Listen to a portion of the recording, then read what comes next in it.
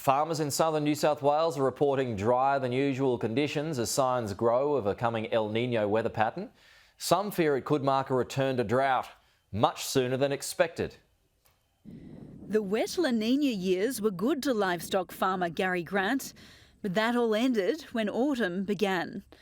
Everything's slowing right down, so the pasture growth has slowed down. The land around his Braidwood property near Canberra is gradually drying out. Once muddy paddocks are now firm underfoot.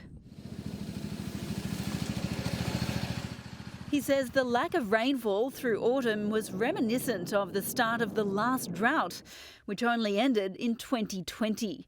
That spell was the driest 3 years on record for New South Wales. Rainfall-wise, I think we're about similar to where we were in 2017, which was drying off. 2018 was bad, 2019 was worse. Under the looming threat of El Nino and another extended dry stretch, he's selling off stock earlier than usual, concerned over a lack of feed. And he's not alone. And we're seeing it in the cattle sales. A lot of people are sort of reducing their stock numbers.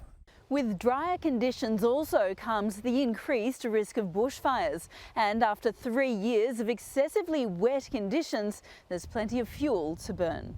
Across the state, the Rural Fire Service is well behind on their planned hazard reduction burns, partly because the start of the year was so wet.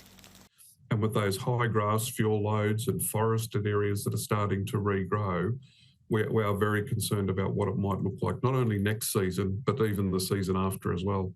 Gary, who's also the local fire captain, is worried by the considerable regrowth through areas that burnt in the Black Summer bushfires.